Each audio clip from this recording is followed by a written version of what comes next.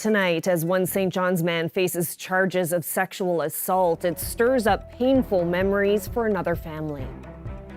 I wanted to report a sexual assault when I was a minor.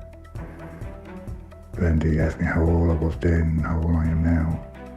And they pretty much said there's nothing we could do about it. The arrest of a 57-year-old St. John's man this past spring raises questions about what could have been done sooner. That's CBC Investigates story coming up. A major component of the West White Rose arrived in the province last week. What's to come to get it operational? That's coming up on Here and Now. There's only about 20 people that live here, and one of them, the only student in town, is about to graduate.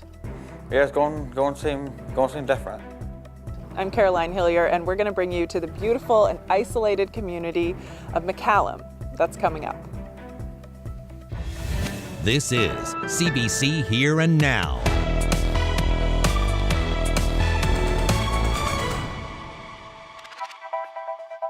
Good evening and welcome to Here and Now. 57-year-old William House is facing 2 charges of sexual assault from incidents alleged to have happened in March. But CBC Investigates has found House has a history with police, including multiple allegations of sexual abuse, some involving young people going back decades.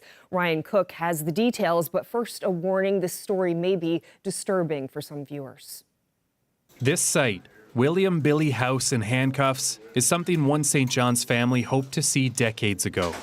All this time, I could imagine how many people. Why would the police let it go for so long? I mean, it ruined his life completely. And it all started with Billy House. Long before the alleged incidents that landed House in jail this spring, he lived here in this downtown St. John's neighborhood. A young boy who we've agreed to call Sean was 11 years old in 1998. And this is where he says he met House, who was then in his early 30s.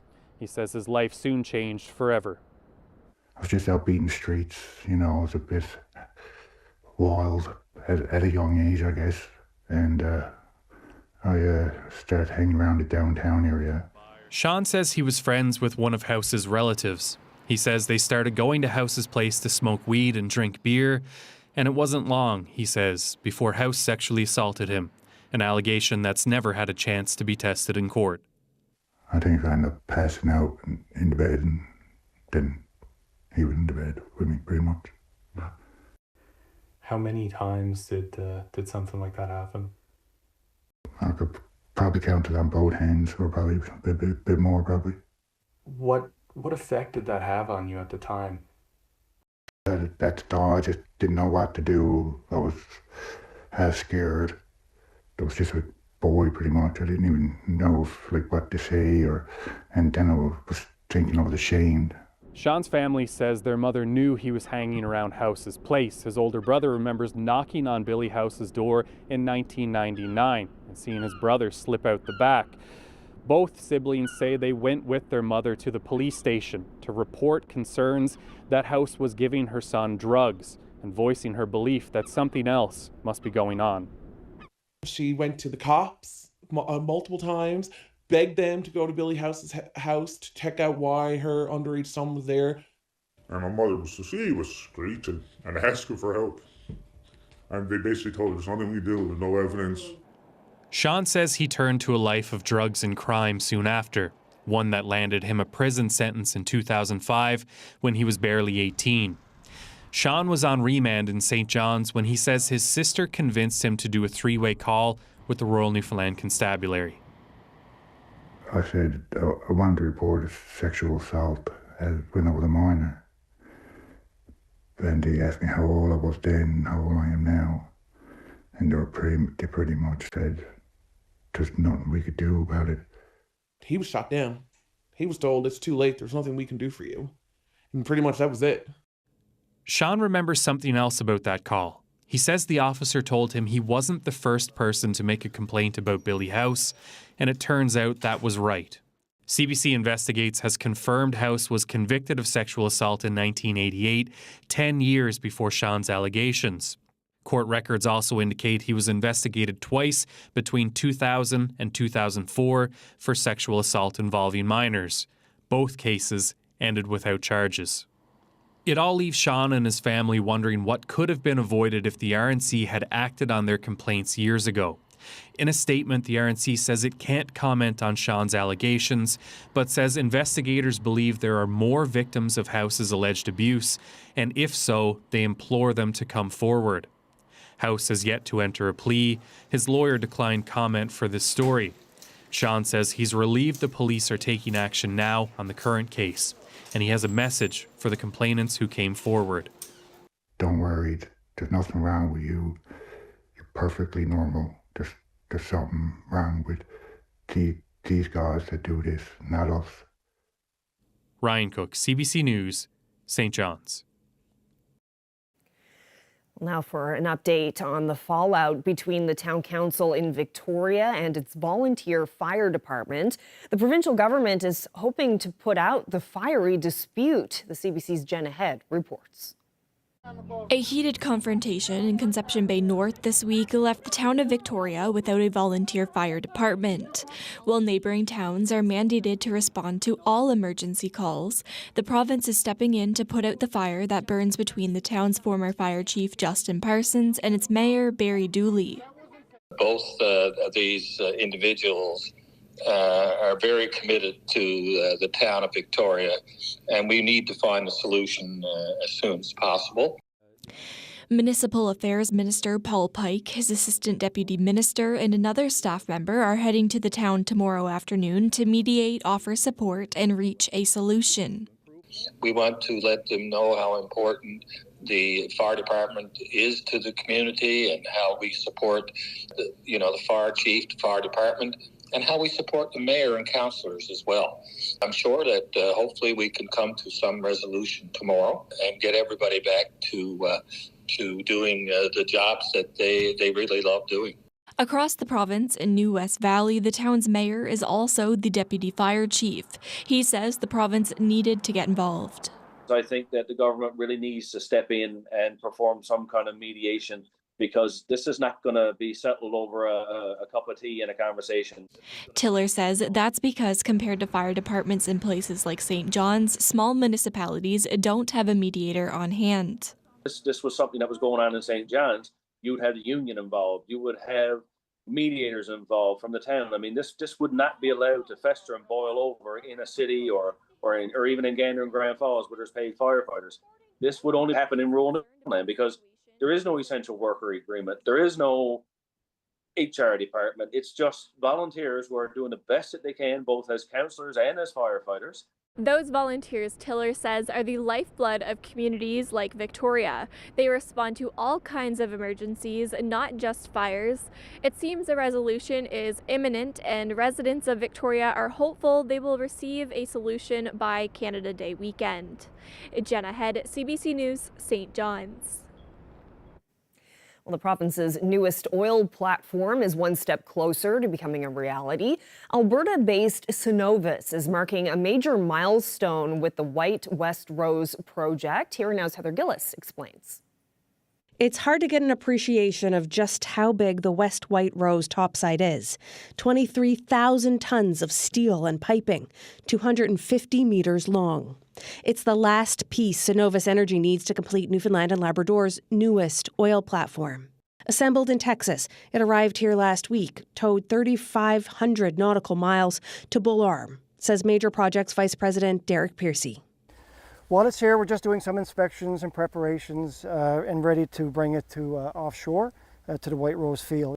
It has a drilling platform, boom flare, lifeboats, and living quarters for 144 people. Some of this built in Marystown. In a few weeks, one of the world's largest ships, the Pioneering Spirit, will be here, sliding in to transfer it to the offshore. The topsides will sit on this concrete gravity structure, built nearby in Argentia, which is now 350 kilometers offshore in the White Rose oil field. The West White Rose will pump 80,000 barrels of sweet, light crude at peak production, storing its oil on the Sea Rose FPSO. Piercy says it's taken a dozen years and as much patience to get to this point. Early, I think it was 2014, the economy took a bit of a nosedive. We had to pause. A few years later, we had the pandemic. Again, we had the pause, but we never really stopped everything. We kept the design going. We kept enough things ticking along such that when the economy did come around again, we were able to pick up pretty quickly and move ahead. Even with the headwinds of climate change, this oil executive says the demand for oil is still here and will be for years. So if we're going to supply oil, we should be doing it with this type of facility offshore here. We make some of the lowest carbon oil there is. So why wouldn't we continue to supply oil while there's a need? And we're doing that responsibly. We understand the transition. We'll work towards that. But right now, this facility is built for oil recovery, and we'll do that in an environmentally responsible manner. Cenovus says it expects to start drilling oil wells later this year and then have first oil in spring 2026. Heather Gillis, CBC News, Bull Arm. Well, the proposed Gull Island hydro project generated plenty of excitement at the Expo Labrador conference in Happy Valley Goose Bay this week. Gull Island is part of the Churchill Falls MOU, and it was top of mind for businesses and contractors hoping to play a role. The CBC's Reagan Burden has more. Folks taking part in Expo Labrador have had a busy week. Panel discussions, workshops, and the trade show floor have been buzzing about Labrador's economic future. Businesses and stakeholders are looking to get involved in major projects in Labrador, especially Gull Island. It's a really exciting time because of the announcement in December between the province of Newfoundland and Labrador and the province of Quebec on the 3,900 megawatts of power that will be developed and up and running within 10 years, and of course the couple of hundred kilometers of transmission line that will go with that. And really talk to members and talk about the opportunities that are available. There's a tremendous amount of work that will come with this project. Well, this is our first year participating in Expo, and we thought it was a good idea, just to come to meet everyone. So it's just to kind of get our name out there, let everybody know we're here, we're ready to help. And, Gull Island on the horizon, did that contribute to your decision to come to Expo for the first time? Absolutely. It's a big project that's going to be happening in our backyard, so we want to be a part of that. And a big part of the draw on day 2, Jennifer Williams from NL Hydro and outgoing Hydro-Quebec president Michael Sabia, who took part in a jam-packed luncheon focused on the new Churchill Falls deal, which includes the Gull Island development. It really is a materially untapped labor pool. And I think Labrador women and non-binary folks would certainly have an opportunity to participate much more materially, and I think that's certainly across the country as well. We really should be looking beyond the traditional reaches in. So just as an important footnote is I ask that everybody think about what can you be doing today. Don't wait. Right? Like, don't wait for everything to be done and solid and ready to go. That panel this morning, which was a really important conversation, start the planning now. We're going to need a lot of people to execute these projects. On average, about 3,000 people. At the peaks, close to 5,000 people working on these various projects. That's a lot of people. So, we're going to have to be open-minded. We've got some ideas based on some stuff that we do in Quebec now about training and making sure that local interests, local people, that this is a job creator. One thing is clear from speaking with folks here at the Expo, having this many industry stakeholders in one room has been a huge networking opportunity, and they believe that Labrador's economic future is bright. Reagan Burden, CBC News, Happy Valley Goose Bay. We're also working on doing community projects, such as building assistive and memory devices for senior citizens. Well, congratulations to the creator of Tomorrow Club at Gonzaga High School in St. John's. The STEM Club recently won a $2,500 grant from the Vimy Foundation to develop memory devices to help local seniors. Well, it was a cool day today for a good chunk of the island and up across parts of Labrador as well into the single digits. We've got some thunderstorms happening, and showers are going to continue as we head through the night tonight. Expect that. We may even see some more thunderstorms tomorrow, along with a warm up as we head through the weekend. I'll break it all down for you coming up in a little bit.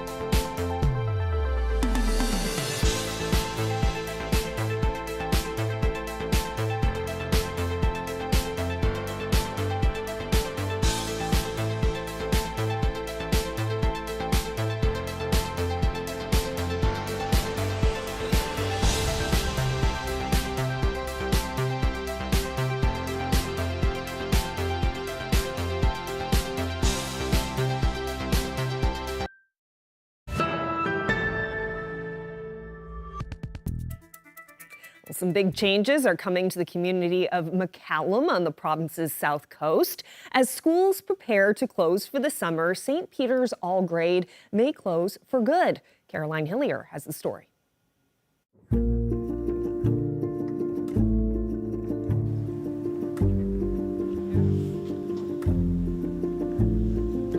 McCallum is picturesque, peaceful, and really hard to get to. Rough seas and a sporadic ferry schedule have kept the only teacher in McCallum away.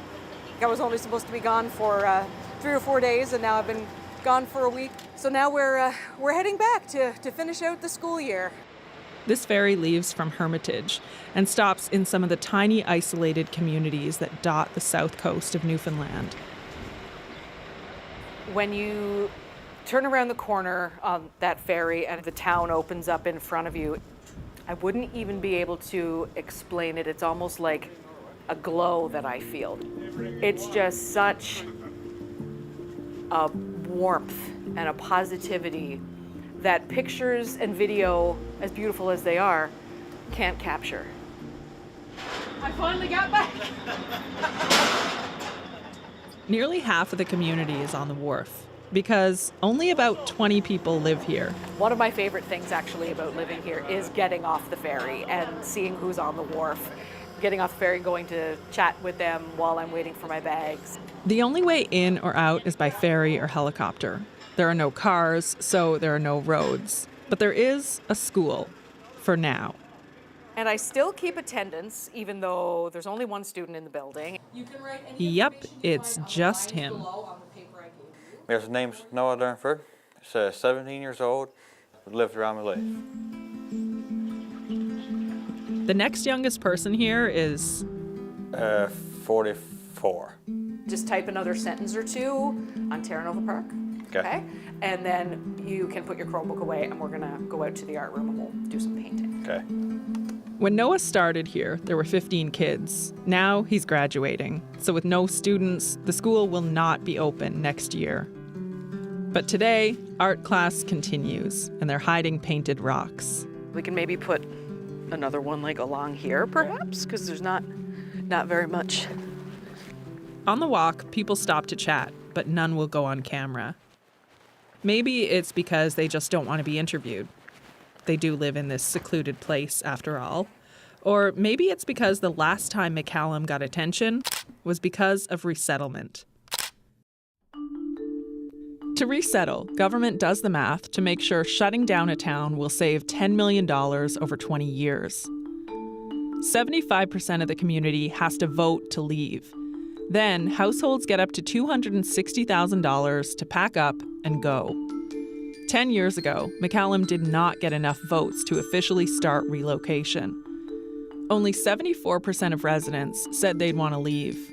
The government would save money if McCallum resettled.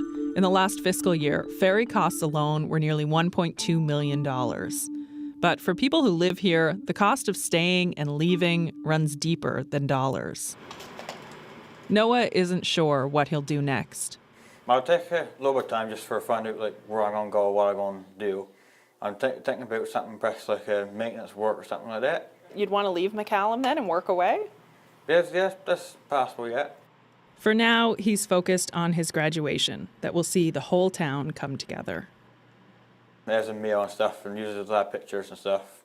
Some music. And a lot of people, probably pretty much everybody here will come up. And some people from outside of here will come. As for the future of McCallum, probably going to keep moving more slowly, I would say. People are going to stay here. I mean, as long as they can work and everything keeps going the way it is now, everything should still be good. I don't ever get the sense of a community closing its doors and shutting itself off and calling it quits. I don't get that feeling. I have high hopes. I really do. Caroline Hillier, CBC News, McCallum.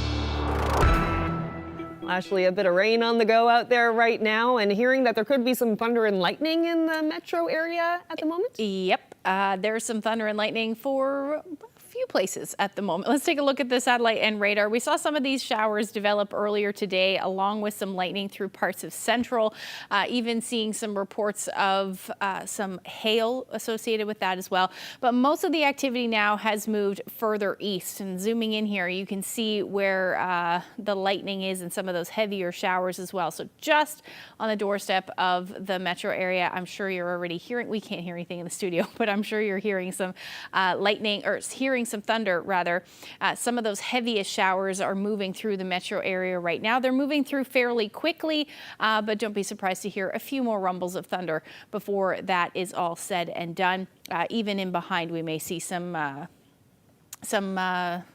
more showers associated with that as well. The reason for that is an area of low pressure that's moving through. Once that moves through, temperatures are going to continue to drop tonight. Once that cold front moves through, then we've got a ridge of high pressure to our west, and that will dominate the weather picture, at least to the west. But we are still going to see some unsettled weather as we head through the next couple of days as well, or next 24 hours rather. So taking a look at the current temperatures right now, down to 7 degrees in St. John's. Those temperatures are more between 11 and 15 degrees for pretty much the rest of the island. And then up across Labrador down to the single digits.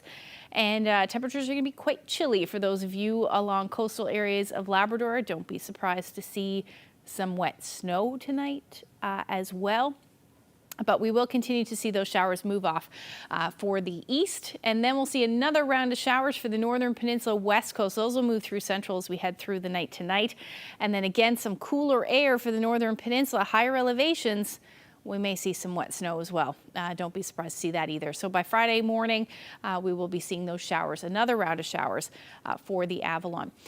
Temperatures tonight are going to sit somewhere between 7 and 10 degrees for the majority of the island. The northern peninsula, you'll sit into around 2 to 3 degrees. And the winds will, other than the west coast, where they'll be gusting around 40 kilometers per hour, winds will be generally light across the island. And then again, coastal areas of Labrador, chance of a few flurries because your temperatures will only sit around 2 degrees overnight tonight. Lab City will be hovering around +4. Into tomorrow afternoon, or tomorrow morning rather, we'll see more showers move through, particularly into the afternoon. We'll see that for Lab West as well. And also the risk of some thunderstorms. Don't be surprised for Lab West. And then same thing along the northeast coast tomorrow. Tomorrow morning and into the afternoon, including the metro area, we may hear a few more rumbles of thunder. But that should move through by the time we get into the afternoon with some periods of sun and cloud in the mix. Most of the west coast and south coast will actually stay pretty lovely tomorrow with plenty of sunshine. And the northwest flow means that temperatures along the south coast of the island are going to be beautiful tomorrow. So finally, your chance to see some nice weather. The weather will continue to be fairly quiet as we head through the overnight into early Saturday as well. Just a few showers possible for those of you in Lab West.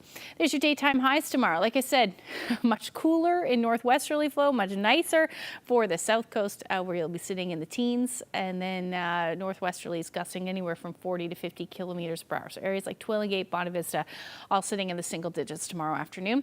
Coastal areas of Labrador as well, 8 to 12 degrees will be your daytime highs. Temperatures through central and western portions of the Big Land will be much warmer in the mid to upper teens. And again, slight chances of some thunderstorms tomorrow for Lab West. Your winds will be out of the northwest, somewhere between 30 to 50 kilometers per hour.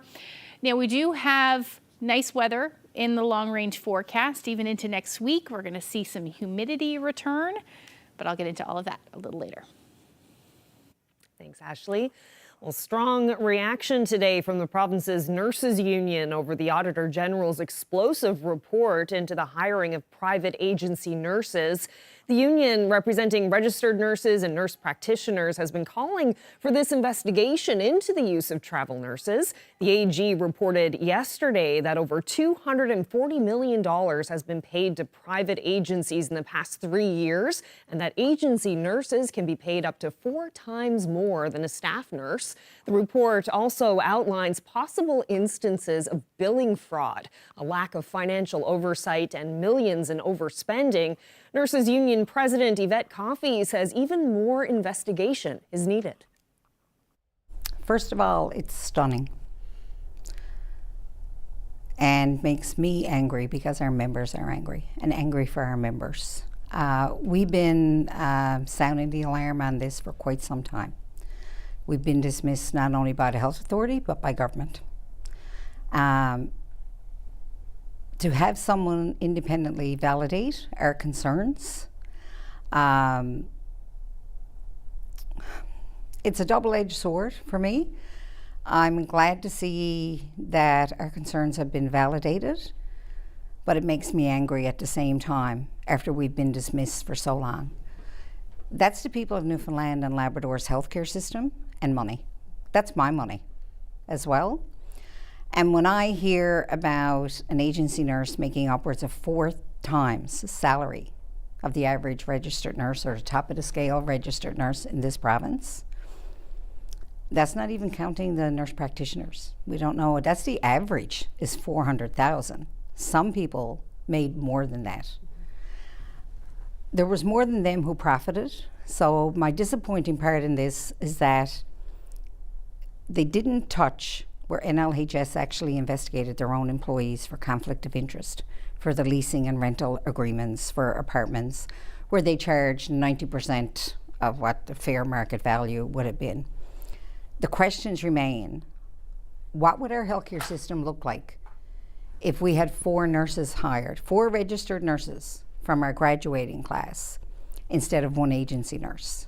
Now, Pat Parfrey says that the health authority needed these agency nurses, that COVID happened, it was an exceptional circumstance. In order to keep emergency rooms open, they needed to bring in all of these private agency nurses. What do you make of that side of it? COVID's long gone. We still hired 10 more agency nurses last week here in St. John's at the Health Science. I think that's a deflection.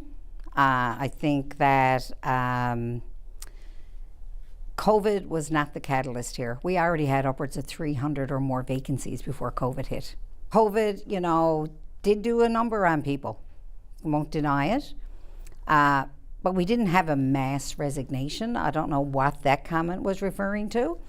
But for me, accountability has to start with NLHS and government, and there has to be an acknowledgement of the wrongs that were done here. The Auditor General used the word fraud. So therefore, procurement, that committee, not only do they have to be looking at NLHS and saying you need to follow the recommendations of the Auditor General, they need to be investigating and holding people accountable. The opposition parties are calling for the police to get involved with this. They think that this is worthy of a full police investigation. Do you think that if there is fraud happening, that the people behind it should be held criminally responsible? Absolutely. And the Auditor General did use the word fraud in her report. We're not done calling for action on this. This is the people of Newfoundland and Labrador. Our health services could have improved substantially if we hired 4 RNs to 1 for an agency nurse. And the other thing is, all that money going out of this province to these private companies that could have been invested here in our economy, in our workforce. Rural Newfoundland, it's a difficult area to fill, so I guess a lot of agency nurses fill those roles. Is it difficult to get nurses into rural Newfoundland? Is that part of the problem? It is difficult to staff rural remote areas, not only of Labrador, but also of the island. But we've been working with the government, with NLHS, and coming forward with solutions. We have nurse practitioners willing, they've already surveyed them months ago. if they have a practice here in St. John's doing in a family care team and doing primary health care, they're willing to go to the places that you're referencing, like Bonavista or Burgeo, and do locums there for a couple of weeks. Still, we were supposed to be in discussions, stalled. Instead, money's being spent on private agencies. The AG has 15 recommendations put forward on this. NLHS says that they're already working on fulfilling those recommendations. What happens next here? What would you like to see happen? If they move forward on these recommendations, what's next?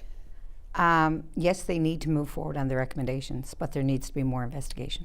The biggest thing here, the biggest takeaway for me, is if there is fraud, people need to be held accountable. And no excuses. We're done listening to excuses. We want action.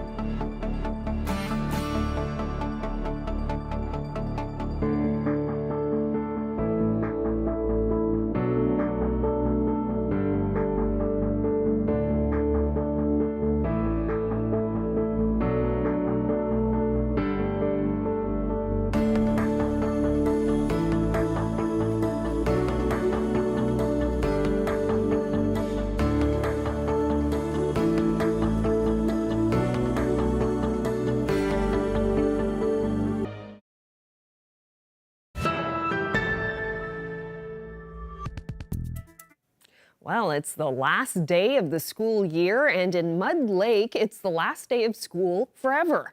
The last 3 students in town are moving, and the school is closing for good. The CBC's Andrea McGuire takes us there.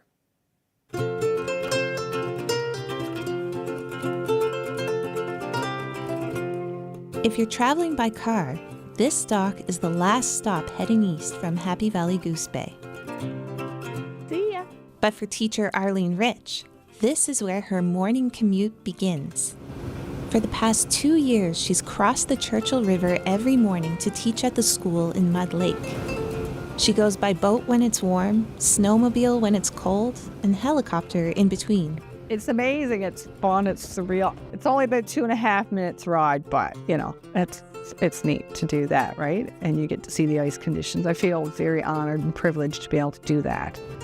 As commutes go, you could say it's pretty beautiful. But this year, she'll cross the river for work for the last time. The Mud Lake School is shutting down.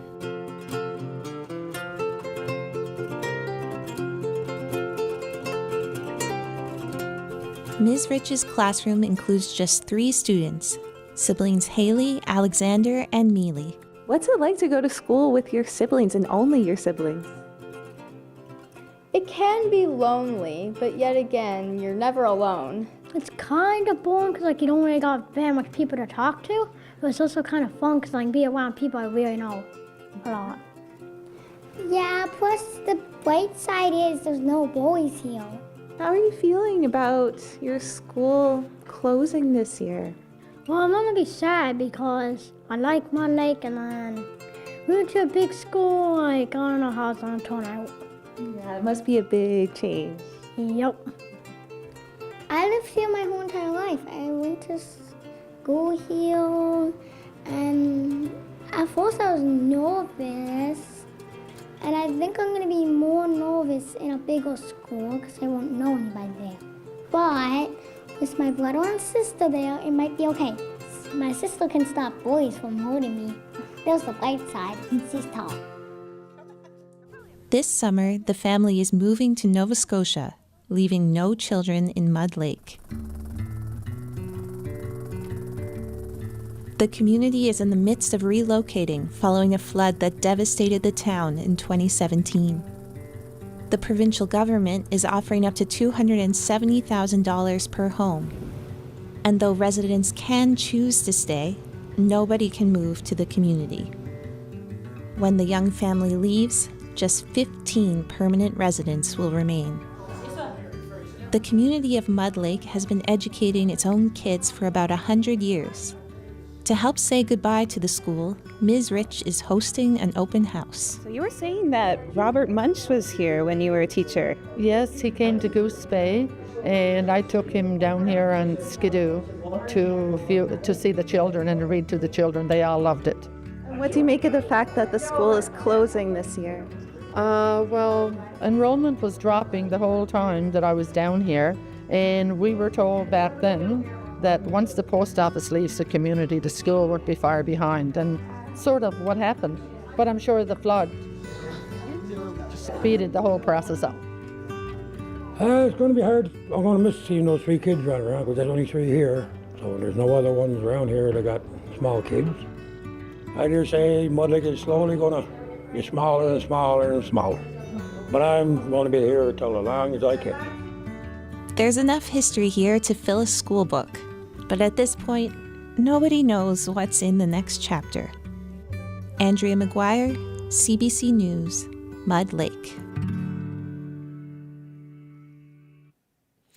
Well, a school club dedicated to science, technology, engineering, and math, or STEM, recently got a financial leg up from a national organization. The creator of Tomorrow Club at Gonzaga High School won a $2,500 grant from the Vimy Foundation. The winning project, memory devices to help local seniors. Creators of Tomorrow is a STEM club here at Gonzaga High School. It's a STEM club that I started last year when I was in grade 10. And basically what we do is we outreach with different schools across St. John's and host STEM workshops. So different interactive activities. Some that we've done in the past include extracting DNA from strawberries, making building boats, minute-to-minute challenges, just very fun interactive activities related to STEM for students. And we're also working on doing community projects such as building assistive and memory devices for senior citizens. Newfoundland and Labrador, we have such a huge elderly population, and one of the most prevalent conditions that affect our elderlies is dementia. And dementia is a cognitive disorder that's characterized by memory loss. And so we wanted to see if maybe we can 3D print or develop and code different assistive devices that can help these elderly citizens through their day-to-day lives. So the devices that we have are here. We have one that's called a Simon game, and we have two others, a card holder, a tabletop card holder, and a color matching game. I hope it helps them as much as we hope it does. I mean, like, our entire goal is to be able to help our elderly and to reach out to our community. So I'm hoping that they do go to good use and, like, they can actually help them. I'm so grateful to have such passionate people to work with. Every meeting that we do have with creators, everyone has such incredible ideas to bring. They're so enthusiastic, and it's very evident that they really do want to help, and they really do want to do the workshops, and also with these community projects as well, and especially even with the grant as well. We had to do like a bunch of like seminars and like workshops really with the Vimy Foundation. So everyone was so eager to participate, and they spent many hours of their own time to do the work, and I'm just very grateful to work with such incredible individuals. What I want to do after high school is I want to go into engineering. So I feel like this, especially with like designing like all these things like on like Chromebooks and everything, I feel like that would definitely transfer over for engineering especially. And hopefully I get to still work with Alpeda and everything after high school especially. And especially for grade 12, I definitely would be in the club still. Well, the executive director of the John Howard Society is retiring after 33 years. Cindy Murphy says her work helping people in the criminal justice system was difficult but rewarding. Well, it's been an amazing career. I can't believe some days when I think about now that I'm retiring, and it's been quite a journey. But what a beautiful career I've had. Just been amazing when I think about the longevity, the people I've met, the people I've worked with. Our board of directors, and of course the clients that we serve day in and day out. It's just been very rewarding. Started as a volunteer with this organization back in 1992, and just, never looked back. It's funny, you just know. When I went back to university, wasn't with the intention of doing anything in corrections, but did an elective course and just took me on a path, and I started volunteering at HMP, and I never looked back. I just kind of knew that was my place. You've been here 33 years. Mm-hmm. How has this place changed? How has the work changed since you started? Well, it's certainly changed. There's no question about that. I think there's a better understanding of the need for our services and what they mean to not only the community but to the offender population. But things have become so much more complex. We're seeing more complexity within the people who become involved in the justice system. So, there's been a lot of gaps in services that we've needed to fill. The last 5 years have been particularly challenging. I think it's, since COVID and beyond. The housing crisis has affected so many people in our communities, not only the people who have criminal justice involvement, but everybody. But I think it even makes it more of a struggle for those who are involved in the justice system because people don't want to rent to them. So the lack of affordable housing, the lack of supportive affordable housing is another piece of the work. And it's really hard to talk about rehabilitation when people are sleeping on a park bench. It's not a priority for them to be thinking about, I need to get a job, or I need to get to my counseling session, when they're thinking about where's their next meal coming from, So that's a struggle. I got to be honest, it's one that's been worrying, and we see more people than ever before who just drop in for our services and who we've never seen, never been involved in our services before. So that happens quite a lot. And people are coming in hungry, and they're looking for help to try and get into a shelter, and don't know how to go about that. So, there's work to be done. There's lots of work to be done. And unfortunately, I don't think there'll ever be a time when John Howard services will no longer be needed. People deserve a second chance. They may deserve a third chance. We all have a right to a better life, and then how do we support people in that process? And I guess what I hope is they will maintain a passion, the staff, the 100 people that work for John Howard now, that they will have the passion, which I know they will, to do this work and not get marred in the heaviness. What's next for you? Well, I don't know. I'm going to take the summer. I'm going to take some time and think about it. I'm sure there's some volunteer work in my future somewhere along the line. Hopefully some travel. But, you know, yeah, this place will always be near and dear to my heart, and I'll be on the sidelines cheering them on and celebrating their successes, which I know there'll be many.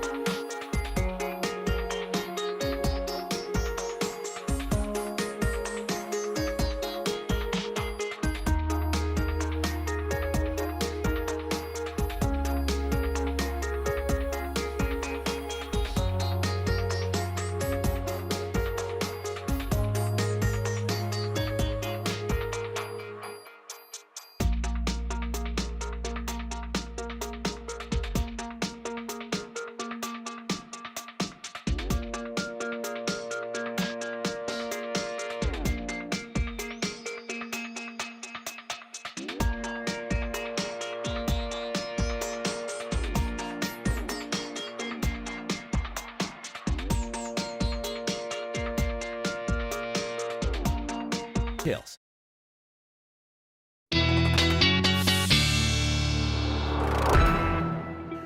A bit of a cooler day out there today, and it was the start of the pedestrian mall in St. John's. It was. Yeah. It's a cool day for it. Yeah, not the most summery of days to be out on a patio deck, but yeah, I'm sure there's nicer weather to come, especially on the weekend. There certainly is. It actually looks pretty beautiful. I mean, once the wind dies down and the sun comes out, even if it's 18 degrees, it's beautiful outside. That's right. Let's take a look at what's going on until we get to the weekend there. So Friday evening, we will see a few showers around, but most of the morning on Sunday should actually be fairly clear. Now, there's a chance we'll see a few afternoon and evening showers pop up through central, and those may make their way towards the eastern portion of the island as well. So keep that in mind for your Saturday. We may see some showers as well for southeastern portions of Labrador. But overall, it will be a fairly nice day. You'll see lots of sunshine into the afternoon as well. And this is when temperatures will finally rebound a little bit as well. So we'll be in the upper teens, low 20s. For most areas, including Labrador, even towards the coast, your temperatures will be sitting between 14 to 16 degrees through the day. Plenty of sunshine, with the exception, again, the strait. Along the strait, rather, you'll see the chance of a few showers in the mix there through the day.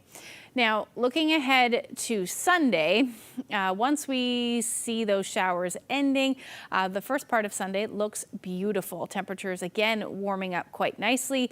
As we head into the afternoon, we may see a few showers again develop through central and eastern areas of the island. Same thing again along the strait. Essentially a carbon copy forecast for your Sunday, but it will be warmer. And then as we head to Sunday evening, we've got this area of low pressure to our south. It does look like we'll see a few showers develop for the southern areas of the island through the overnight period, but temperatures will rebound quite nicely. We're looking at low to mid 20s through your Sunday. Same thing even along southern areas, although a little cooler once you're in onshore flow there.